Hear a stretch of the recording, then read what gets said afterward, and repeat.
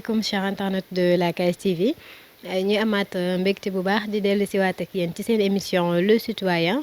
et comme niñ ko tàmm defee rek mardi bu nekk ñuy dalal benn invité fas yéene rek waxtaanee benn thème boo xamante ni dina amal solo population bi donc tey ñu war a waxtaanee le panafricanisme de manière générale le cas du Sénégal en particulier ñi siy dalal ki nga xamante ni mooy monsieur Aliou Diaw. donc dañ koy bàyyi mu présenté wu avant ñuy avancer ak yéen ci waxtaanu bés bi Aliou nuyu naa la fay madame Sidibé di am mbégte ak contentement bu rëy di la dalal fii ci kër gi et puis di rafetlu également invitation bi di la remercier bu baax a baax et également di nuyu ñi nga xamante ni ñooy say téléspectateurs ak say téléspectatrices di nuyu ñi nga xamante ni aussi ñooy mbokku internet yi di la encourager bu baax a baax di encourager également KSTV. très bien voilà ñun aussi ñu lay remercier bu baax ci li nga xamante ni moom mooy nangu bi nga nangu suñu invitation donc gis nañ ne nag sa calendrier nekk na loo xamante ni dafa chargé mais quand même trouver nga le temps accueillir ñu aussi pour rek ñu mën a amal débat wu tey bi mais est-ce que mun nga ñëw un peu rek pour une présentation beaucoup plus large par rapport ak yow de ce fait nga permettre suñu internaute ñu xam au juste wala exactement kan moo nekk Aliou Diaw. waaw xam naa dinañ ko def de manière très sommaire man Alioune Diaw nekk spécialiste en gouvernance ba pare di liggéey fi nga xamante ni moo di ILDP Afrique Institut de leadership pour le développement et en même temps coordonné ONG bi nga xamante ni moo di Africa Better Day nekk nag un panafricaniste engagé donc en même temps aussi sur le plan académique je fais ma thèse à l'université Cheikh Anta Diop plus précisément à la faculté des sciences juridiques et politiques donc loolu rek laa am comme présentation ñu tënk ko foofu rek. D'accord voilà merci beaucoup donc comme ni ma ko waxee au début rek xam naa ne sa casquette panafricaniste engagé tey mooy nekk bi ñuy ëppal solo parce que ñu war a waxtaanee rek comme ni ma ko waxee le panafricanisme de manière globale et le cas du Sénégal en particulier donc tey monsieur Diaw bu ñu la waxoon nga jox ñu une définition du panafricanisme de manière globale lan lay doon lan nga ñuy wax. waaw panafricanisme su fekkee tey dañ koy définir dañ koy accès rek ci li nga xamante ni moom lañ ko mës a xamee c'est-à-dire panafricanisme mouvement la boo xamante ni idéologie la boo xamante ni day prôner tout ce qui est solidarité tout ce qui est union tout ce qui est entraide donc c'est ça le panafricanisme mais nag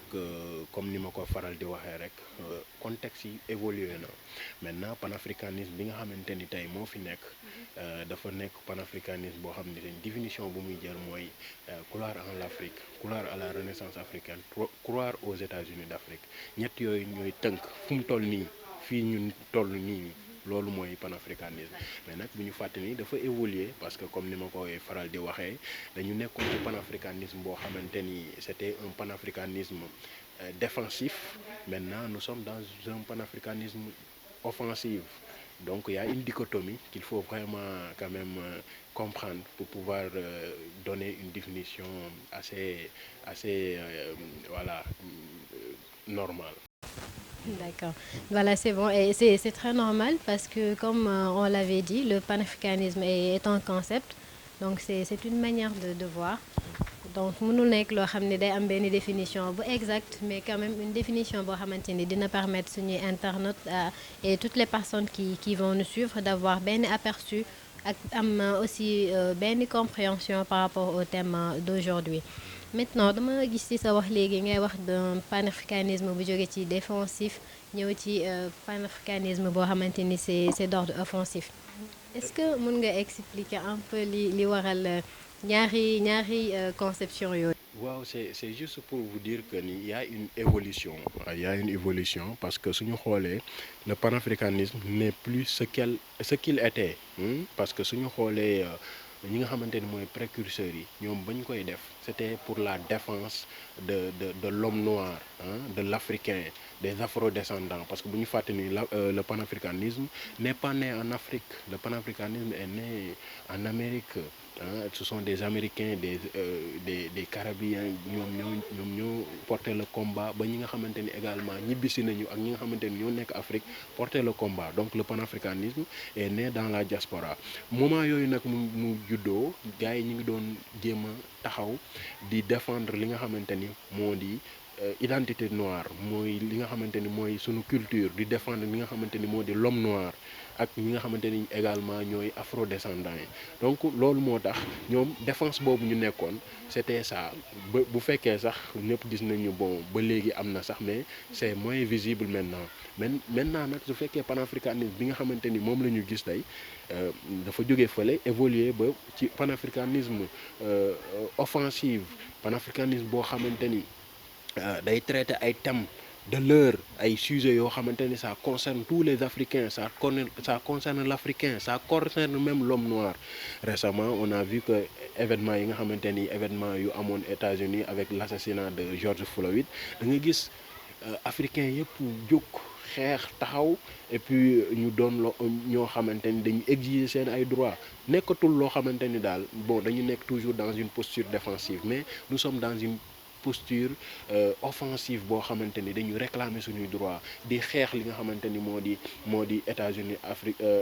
d'Afrique, li nga xamante ni di xeex li nga xamante ni moo di annulation de la dette publique, di xeex li nga xamante ni moo di Afrique doon membre permanent au sein du Conseil de sécurité de l'ONU. Donc yooyu yëpp sont des choses yoo xamante ni même les APE dañ koy xeex, kon yooyu yëpp day entrer dans le cadre du panafricanisme, dans le cadre de la solidarité. Mais quand même concept bi évolué na, parce que tey les précurseurs lu ñu doon xeex boobu bon du ma ni c'est galvaudé, mais am na gars yi nuñ ko defaraatee ba nga xamante ni day répondre ak le contexte actuel, mais aussi li nga xamante ni moo di les sujets de l'heure. Donc mun nañ jàpp ni daal nekkatul loo xam ne dañ koy réclamer, mais da ngay taxaw ne lii lu war a am la, et que pour mu am ñun foog ñu mener telle action jusqu'à ce qu'on aboutisse à notre objectif. Tout à fait. Très bien. Mais toujours parlant de panafricanisme ici au Sénégal, est-ce que mun nañoo wax ni maanaam y a réellement le panafricanisme? Il y a des jeunes, ok, dañuy réclamer que c'est des panafricanistes et tout, mais est-ce que au fond avec nos actions, suñu croyances, nos manières de faire, est-ce que réellement on peut parler de panafricanisme ici au Sénégal? waaw xam nga panafricanisme duñ ko cadrer rek ci Sénégal, mais suñu ñëwee Sénégal ñëpp xam nañu le Sénégal a été toujours une terre du panafricanisme. Am na ay mouvement yu mag yoo xamante ni gis nañ fi ñi nga xamante ni ñoo jóge woon ci gauche bi, ñoom ñëpp ils se réclamaient, même si bon dans leur discours duñu wax panafricain, mais ils se réclamaient panafricanistes. Donc ñooñu noonu ñi ngi fi ba tey. Suñu xoolee sur le plan religieux, maam Cheikh Ahmadou Bamba bind na ci l'homme noir, défendre na l'homme noir. Ñu xool ci maam Ibrahima Niass wax na ci l'homme noir, wax na ci Afrique, ak ñeneen maam Limamou Laye, ak ñeneen ñi nga xam Omar Foutiyou, xoolal dimension bu mu amoon, dimension panafricaine. Donc le Sénégal est une terre du panafricanisme, mais actuellement mën nañu wax 90 à 95% des jeunes sont des panafricanistes, soit consciemment ou inconsciemment. C'est-à-dire dañu xeex pour justement engager wu dugg politiquement, wala ñu engagé wu ci yenn organisation non gouvernementale pour xeex li nga xamante ni mooy États-Unis d'Afrique, mais am na ci ñu mënuñoo bañ a doon ay panafricanistes. C'est très rare de trouver un jeune boo xamante ni danaan la non du ma panafricaniste. Non, ñu ci bëri dañu mener le combat avec des actions, parce que comme ni ma ko waxee rek, les jeunes dañu am li nga xamante ni moo di agenda boo xam ne dañ koy imposer ñi nga xamante ni ñoo di leaders yi. ñoo di leader moo tax souvent le docteur Cheikh Tidiane Gadio day wax ni la jeunesse africaine, invitée ou pas invitée, elle est au cœur du débat. C'est ça nag moom moo xew fi Sénégal. Soo xoolee ñoom ñoo imposer seen agenda ba li nga xamante ni moo di franc CFA changé na non, te loolu dama gëm ni c'est un pas majeur, c'est vraiment un grand pas en avant boo xamante ni am na solo. Soo xoolee APE yi ñoo poser le débat ba chef d'État est conscient ci li nga xamante ni mooy seen revendication, ak yeneen moo xam annulation de la dette publique, ak yeneen maa ngi wax léegi membre permanent permanent au niveau du conseil de sécurité yooyu yëpp jeunes yi ñoo koy porté kon donc Sénégal bon soit day doon loo xam ne lu visible la loo xam dañ koy manifester wala loo xamante ni duñ ko manifester mais jeune boo gis am na li nga xamante ni ci xolam moo di Sankara lu mu def Cheikh Anta lu mu def ak ñeneen ñoo xamante ni sont des figures emblématiques du panafricanisme comme Nkrumah comme Lumumba kon donc dëgg la dina am benn partie boo xamante ni du visible mais ñu ci bëre quand même ils se reconnaissent à ces personnes là à ces figures emblématiques du panafricanisme. Il y a aussi beneen aspect parce que le panafricanisme comme ni nga ko waxee léegi c'est pas une chose qui concerne tout simplement le Sénégal mais les autres pays d'Afrique de manière globale mais peut-être mën nañ ne am nañ benn assise ici au Sénégal de sorte que bépp nit lekk bu jógee ci beneen dëkk ñëw au Sénégal day sentir ne vraiment dama bokk Sénégal day dem ba mel ni si sénégalais la donc loolu lu ñuy santé yàlla la mais est-ce que ñun si aussi on réussit à avoir benn assise côté panafricanisme au niveau du Sénégal et qu'au niveau international c'est un peu compliqué par exemple qu'il y ait des pays yi nga xamante ni je dirais pas que gëmuñu ko gëm nañ panafricanisme mais dunduñ ko comme ni mu waxee par exemple la Mauritanie liñ doon xeex autant même si évolution am na mu ngi am ba tey ñu ngi dund esclavage ba léegi aussi par rapport au Maghreb am na ñoo xamante ni c'est le même pays mais juste parce que kii maa ko gën a ñuul wala maa ko gën a xees day indi toujours ay problèmes est-ce que nous si on réussit le panafricanisme au Sénégal et que au niveau interne il y a toujours des lenteurs bien il y a toujours des gens bien des pays qui suivent pas est-ce que ça serait intéressant bien est-ce que ça pourra nous mener directement ci li nga xamante ni moom la ñu bëgg. c'est-à-dire nañu xool le panafricanisme au sommet foofu c'est là où le bas blesse c'est là où le problème se trouve c'est ça c'est-à-dire quand je parle le panafricanisme vu au sommet je parle des chefs d'État c'est là où il y a le problème il y a des chefs d'État yoo xamante ni ils se réclament pas du panafricanisme ils sont même ils veulent même pas être des Africains c'est ça ils veulent être des bini-bini des Occidentaux c'est ça le véritable problème donc au niveau du sommet il y a un véritable problème c'est que ces chefs d'État là bon ne croient pas en l'Afrique ne croient pas aux États-Unis d'Afrique donc c'est ça le problème mais en bas le panafricanisme vu en bas mais il y a vraiment une forte affluence de la population et de la société civile africaine surtout les jeunes ñu ngi porter le combat gëm ni Afrique dafa war a jóge fii dem fële c'est ça donc au niveau de la population vraiment il y a beaucoup de choses yoo xamante ni mi ngi ciy am ay initiatives ay actions yoo xamante ni ñëpp xam nañu mi ngi ñu mener vers de l'avant et puis gëm naa ni panafricanisme foofu gars yi ñu ngi koy réclamer di ko dundal à travers plusieurs stratégies yoo xamante ni jeunes yi ñu ngi koy def et concernant ay frontières yooyu non les jeunes ont démystifié ça nekkatul loo xamante ni dañ koy dund non les frontières n'existent plus maintenant bon y a une interconnexion entre la jeunesse africaine da ngay toog bokk ci ay organisation yoo xamante ni nekkuñu fii ñi ngi Afrique du Sud wala Afrique centrale mais pourtant da ngeen di communiquer di teg ay stratégie loolu dafa doon loo xam lu visible par rapport li nga xamante ni moo di ay faiblesse interne mooy ethnie yeeg au niveau des États ethnie yeeg ak race yeeg yooyu mais loolu dama gëm ni ça ne devait pas être une faiblesse ça devrait être une force c'est ça devrait être une faiblesse si nous prenons l'exemple de l'Inde en Inde il y a plus de 200 et quelques ethnies et pourtant dañu réunir autour d'un État et puis di développer seen gis nañu tey Inde c'est une puissance mondiale kon donc lépp lu ñu mën a wax ethnie yooyu ça devrait être vraiment ici en Afrique ça devrait être une force boo xamante ni mën na tax ba ñu dem vers le panafricanisme différence yi nekk différence interne waruñu tax benn yoon ñu bàyyi li nga xamante ni moo di suñu identité li nga xamante ni moom moo ñu réunir mu ñu jëmale kanam muy le panafricanisme donc je pense que à ce niveau il faut justement comprendre que ni panafricanisme vu au sommet, il y a un véritable problème, il y a un problème de leadership, il y a un problème d'identité surtout, de légitimité. hein. C'est ça, on connaît en Afrique, et on sait qu'en Afrique, bon, il y a beaucoup de problèmes de, voilà, de légitimité, que ça soit légitimité politique, légitimité légale, rationnelle. Tout ça sont des aspects yoo xam ne c'est très bien. Mais suñu xoolee peuple bi gëm na boppam, gëm na ni Afrique, bon, il faut mu boole dooleem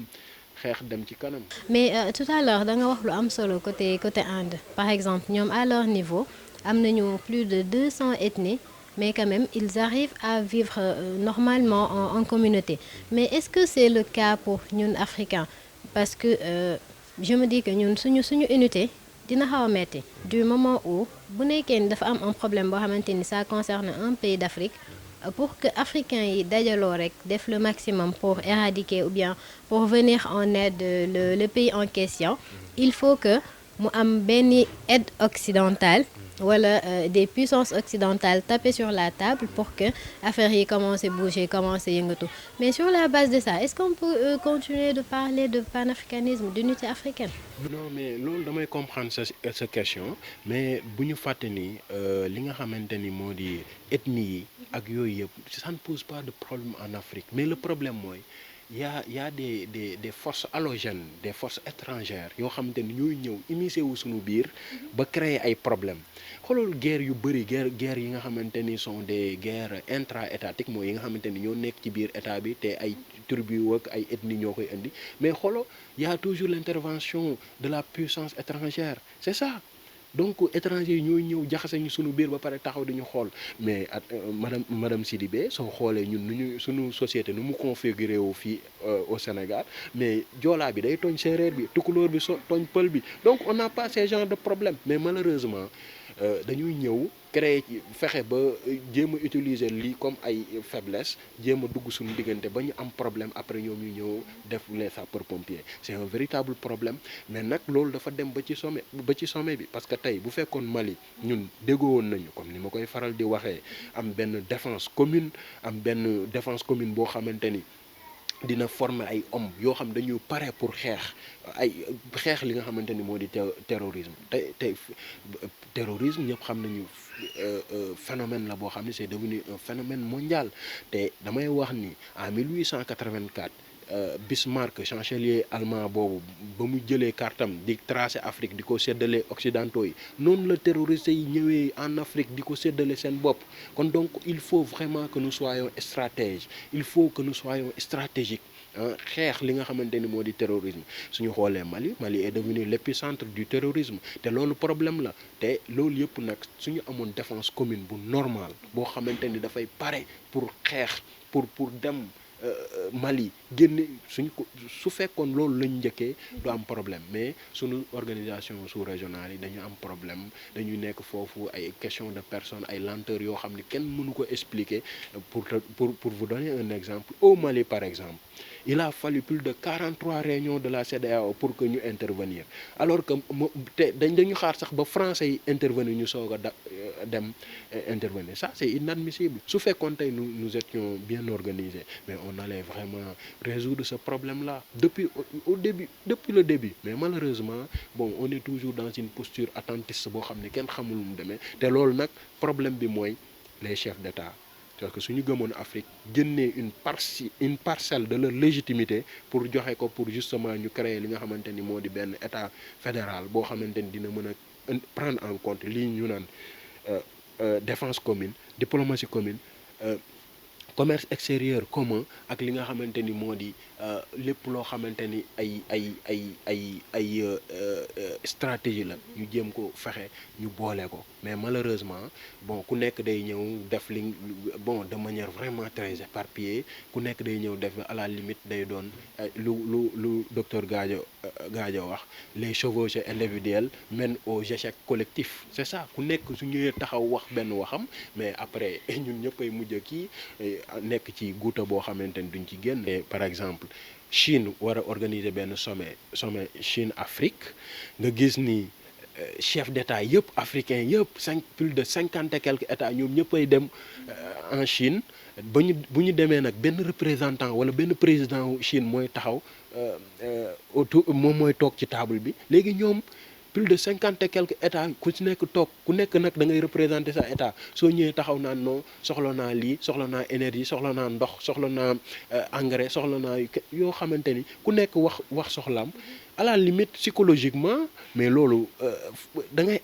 état yi ils sont faibles da ngay gis ni dañuy faible parce que ñoom ñëpp di lamenter wu devant une seule personne bu fekkoon tey dañu dajale seen doole dañu délégué kenn am benn état fédéral fort boo xamante ni dañu mandaté kenn ni ko soo demee lii ngay négocier pour l'Afrique nii ngay négocier lii ak lii ak lii foofu lañ la yemloo kooku su demee tey dina xam dina conscient ci rôle boobu te dina défendre intérêt Afrique mais malheureusement ñoom sax noonu lañ koy bëggee dañuy naan dañuy ñëw fii rey ñu ak wax jaxase ñu bon su ko defee ñoom ñu ñëw gérer seen politique normalement donc je pense que chef d'État yi dañu war a góorgóorlu et puis fexe ba gëm Afrique parce que dañ koy wax nii rek saa yu ñu bëggee doon ay président. Très bien voilà donc comme ni mu ko waxee rek et c'est exactement ça hein. C'est très possible que ñu am benn Afrique aux Africains pourquoi pas un États-Unis d'Afrique pourquoi pas donc y a juste un souci comme ni nga ko waxee suñu ñàkk gëm suñu bopp moom moo gën a nekk facteur bi nga xamante ni moo ñu gën a freiné parce que concevoir benn idée boo xamante ni dafa day bon li nga wax sànq ñu war a am benn rencontre avec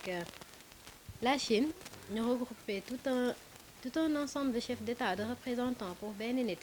loolu c'est aberrant déjà c'est aberrant mais je me dis que du loo xamante ni peut-être dañoo indi solution wala leneen mais au contraire dañoo ñëw pour plaindre pour wax li nga xamante ni mooy seen problème alors que même entre ñoom kese rek des représentants d'Afrique mënoon nañ toog gérer loolu à l'interne de sorte que du yegg fenn donc ça se voit que ñun suñu peut-être suñu indépendance wala suñu unité africaine moom moo dëgëragul de manière bi ñu ko bëggee léegi en parlant du cas du Sénégal lan moo nekk en tant que jeune panafricaniste engagé activités yi nga xamante ni peut-être mën ngeen ko ici au Sénégal wala dans des partis que ça soit des partis politiques bien que ça soit avec d'autres jeunes panafricanistes li nga xamante ni daal mën ngeen ko pour consolider le panafricanisme dans notre pays. Ouais, effectivement loolu lu am solo la parce que dama gëm ni théorie rek mosul vraiment faire triompher une idéologie ou une vision dëgg la mën nañu théoriser mais quand même il faut ñuy pratiquer pratique bi nag donc ñu ngi ciy dugg dans les partis politiques également bu ñu on a choisi un panafricanisme parce que parmi tous les leaders sénégalais on a vu que y a quelqu'un qui s'active très bien dans le domaine du panafricanisme. C'est le docteur Gadio, on l'a choisi et on a essayé de créer un mouvement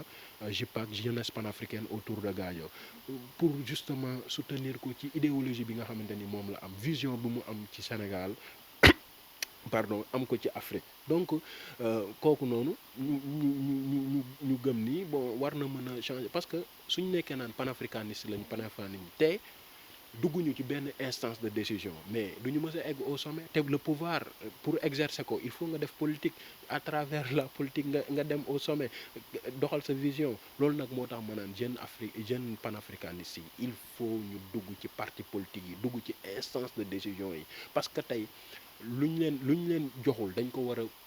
jëlal seen bopp non waruñu toog rek man li may faral di wax il devrait pas être des révolutionnaires de salon toog di wax noo nii théoriser après toog tëdd nelaw loo musul gagner benn combat pour nga gagner ko il faut vraiment nga nekk dans la pratique nga def ay initiative lépp loo mën a def daal nga xam ni au moins yaa ngi jéem a fexe même su dee benn parcelle benn mètre carré yaa ngi koy jéem a doxal pour justement panafricanisme wala panafricaniste nekk un jour président pour justement parce que tey état bu nekk su amee panafricaniste mais bu fekkee état bu nekk benn panafricaniste ko jiite mais les États-Unis d'Afrique day yomb les programmes panafricain day yomb donc il faut vraiment ñu investir moo xam jeunesse yu nekk fii la wala ñu nekk Bénin wala ñu nekk Congo ñu nekk parce que le mouvement qu'on dirait le mouvement la JPAC non jéemul lijjanti ay kii nekk na pays bi wala non on a des représentants des coordinations jusqu'au Tchad en Guinée y a pas mal de kii yoo xamante ne dañu dugg c'est pas parce que non sénégalais lañ non ñoom foofu war nañu trouver un leader charismatique panafricaniste boo xamante ni mën nañ ko soutenir pour xeex bi ne serait-ce que faire des activités qui sont orientés vers le développement parce que c'est très intéressant affaire bi du ñëw rek ay politique non non dafa war a doon loo xamante ni saa askan bi dinañ ci gis seen bopp dinañu conscientiser nit ñi parce que am na ñoo xamante ni ñëpp xam ne ñun ñi yàlla may chance ñu dem ci ñu fréquenter école dem université on a compris même le panafricanisme te war nañu am nañu yenn peut-être xalaat yi nga xamante ni mën nañ ko dox mais ñi nga xamante ni yàlla def na dañu teel a bàyyi gëm nañu panafricanisme parce que ñoom ñëpp ils se reconnaissent de Cheikh Anta par exemple wala l'autre Thomas Sankara su waxee da ngay gis benn fibre di génn benn fibre panafricanisme c'est ça di génn nga xam ne ñii bëgg nañ ko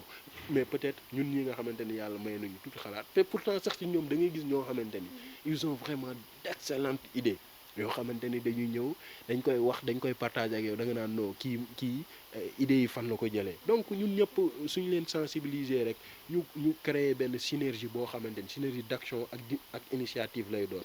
rek gëm naa ni panafricanisme dina dem. Parce que man samay préoccupation moo nekkoon est-ce que on a des jeunes engagés est-ce qu'on a des jeunes conscients yi nga xamante ni ils sont en train de mettre en place des actions qui peuvent nous aider à arriver ci lu ñu bëgg maanaam une Afrique unie et d'après ce développement dalal na sama xel mais toujours lan mooy nekk li nga xamante ni peut-être mooy nekk ce mot de la fin ak ban message nga am pour lancer ko aux jeunes yi nga xamante ni peut-être ñu ngi ba tey ci ginnaaw wala ba tey gëmaguñ ne si tout se passe bien si on unit nos forces et tout on peut arriver à une Afrique boo xamante ni je dirais pas bu mel ni États-Unis mais bu xaw peut-être li nga xamante ni moom la am parce que c'est bien possible li nit ñi amul maanaam yeneen dëkk yi amul ñun on l'a une Afrique jeune une Afrique boo xamante ni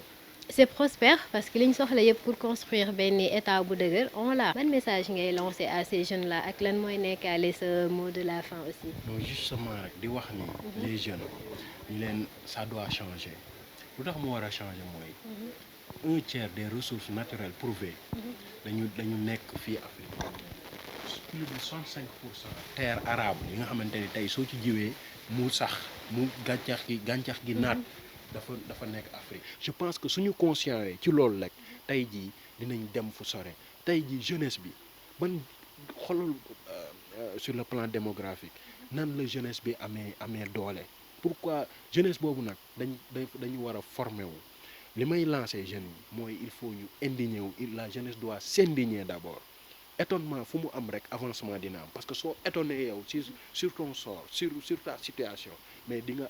jéem a fexe nan lay affaire yi di doxee maintenant la jeunesse doit obligatoirement s'étonner pour vraiment faire bouger les lignes mënuñu continuer nii te dama gëm ne jeunesse bi changer na mentalité jeunesse bi pare na pour justement Afrique doon benn Afrique doon di ñëkkateendoo di dóorandoo te loolu bis buñ ko defee Afrique dina jëm ci kanam te ku nekk dina ci gis sa bopp te boobaa kenn dootul dem naan da ngay dem immigration clandestine di dem di si dans les pays occidentaux di fa def liggéey yoo xamante ne amaan na soo ko defoon fii mu dem donc jeunesse bi maa ngi leen di ñaan encore une fois ñu investir dans les décisions dans les instances décisionnelles instances yooyu ñoo ñu mën a permettre ñu accéder ci pouvoir bi te une fois au pouvoir dinañu mën a doxal lu ñu bëgg a doxal te nañ dem partout nañu indigné wu il faut qu'elle s'indigne la jeunesse dem xeex bi te maam Abdou Aziz daan na wax naan gàcce weesuwul ñu dénk la puso bi réeree ci yow ñoom Sankara dañoo def seen temps ñeneen ñi def seen temps kon donc ñun ñoo ci des il faut vraiment ñu continuer le combat dans le respect mais aussi ñu gëm ni ñun ñoo koy gagner. Donc vu la pertinence du débat buñ fi jógee li nga xamante ni moom lañ fi jot a wax buñ ko jëfeewee ak li nga xamante ni tàmbale nañ ko ñu continuer ko en tant que jeune africain li ñu bëgg ci suñu Afrique maanaam une Afrique unie ou bien États-Unis d'Afrique war nañ ko mën a am lu possible la donc di la remercier Aliou ci pertinence su débat bi ak temps bi nga xamante ni consacré nga ko à la KSTV pour ñu mën a réaliser émission tey bi vu ce temps bi nga xamante ni il te manque ñu ngi lay remercier bu baax donc loolu lañ leen indiloon ci internet de la KSTV ci seen émission Le Citoyen et comme ni ma ko waxee au début ñu doon waxtaanee le panafricanisme de manière globale et le cas du Sénégal de manière particulière doon ci dalal monsieur Aliou Diaw donc gis ngeen liñ ci jot a wax donc dañuy ñëw ak yéen rek tout à l'heure ci seen rubrique avis de la population bu ñu fa jógee ñëw ci seen rubrique xam sa réew donc à tout à l'heure. Voilà donc tey dañu bëggoon am juste avis rek par rapport ak panafricanisme maanaam est-ce que gëm nga unité africaine bi waaw wala déet. non gëm naa ok mun na nekk lu mun nekk la waaw gëm naa ni gars yi mun nañ dem ba seen xel nekk si loolu mais lan mooy doon problème bi mooy qui sera le dirigeant kan la ñuy bàyyi mu diriger ko ndax Guinéen duñ nangu sénégalais diriger ko sénégalais duñ nangu malien diriger ko malien duñ nangu congolais diriger ko. donc man je pense que loolu war a mën a nekk la au niveau du Sénégal d'abord en plus au niveau de l'Afrique c'est-à-dire ñun pays africains yi ñu booloo n'est-ce pas jéem a nekk benn jàppalante kenn ku ne xool fi nga tane sa morom nga dimbali fa sa morom te loolu je pense que ni bés bu ñu ko defee bon du ma ne Afrique la ñuy waxaat waaye li kii daan wax rek l'Afrique est le berceau de l'humanité bon expression boobu su boobaa day am valeur am day feeñ quoi man loolu laa ci xalaat quoi. ban panafricaniste sénégalais nga xam. ban.